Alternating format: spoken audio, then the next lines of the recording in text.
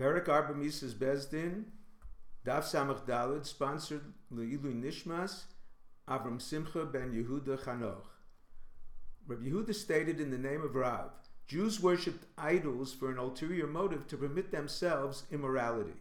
Statements of Yirmiyahu HaNavi such as, thoughts of their idols were dear to them as the thoughts of their children, or a starving child hushing Eliyahu HaNavi from mentioning Hashem, preferring to hug and kiss his idol, or the Anshe Knesset Hagdola praying Hashem destroyed the inclination of idol worship, seem to contradict the statement of Rav.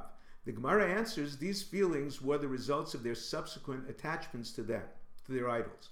Another indication of their love for idolatry is the term used to describe those attached to Baal Peor. It states, Hanitzmadim, Tzamid Psil. Their bond is described as a firmly fastened cover. Initially, their motivation was a desire for Moabite women. This led to their subsequent attachment. The Gemara emphasized the attachment to Baal Peor was repulsive. A sick Gentile woman pledged worship to all idols in the world should she recover. When she reached Baal Peor, heard its manner of worship, wished her illness to return. An alternative explanation contrasts the attachment to Baal Peor and to Hashem. Baal Peor was like a loose bracelet, whereas their attachment to Hashem is described as Vatem Advekim, a stronger bond. The Gemara explained if one defecated to degrade Baal Peor or threw stones on Marcellus to stone it, he is not liable, but such an action is not permitted. He cannot rectify it either by removing the stones because it makes room for others to sin. However, if his intention was to worship by degrading, assuming it was permissible, he is liable to a korban chatas, or forewarned, he is liable to the death penalty. The Anshe Knesset Gdola's prayers were accepted concerning idolatry, so they decided to take advantage of the Eis Ratzon to pray to Hashem to destroy the inclination for immorality. They succeeded to prevent the evil inclination, inciting desire for relatives, but not for adultery and an impure woman. Now we move on to a new Mishnah. The verse states, Mizaracha lo sitein la Moloch, punishable by stoning.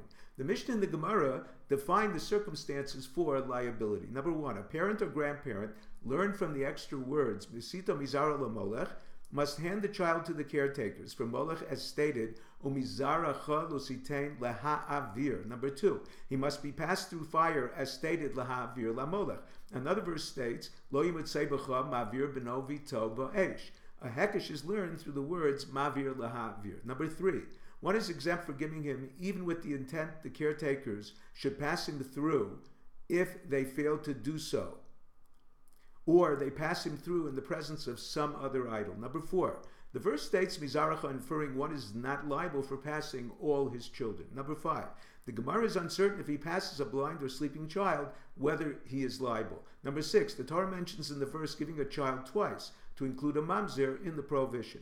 Number seven, one is liable for passing his children, not other relatives. The Gemara brings a dispute whether this prohibition is a form of idolatry or sorcery. The Mishnah follows the opinion of Rabbi Elazar Rabbi Shimon, who holds it is not idolatry. It is stated a separate category. A practical difference is one would not be liable if he worships Moloch shelo kedarka, slaughtering or burning incense to it, or worships another idol by offering his child. Question. Tanna Kama holds both Moloch and Megadeh fall under the category of idolatry, punishable by kares. Why mention it again by Moloch and blasphemy? Answer. It teaches one who worships another idol like Moloch is liable even though it forms a worship which is not part of the temple service. The additional mention by blasphemy is to include kares in the next world.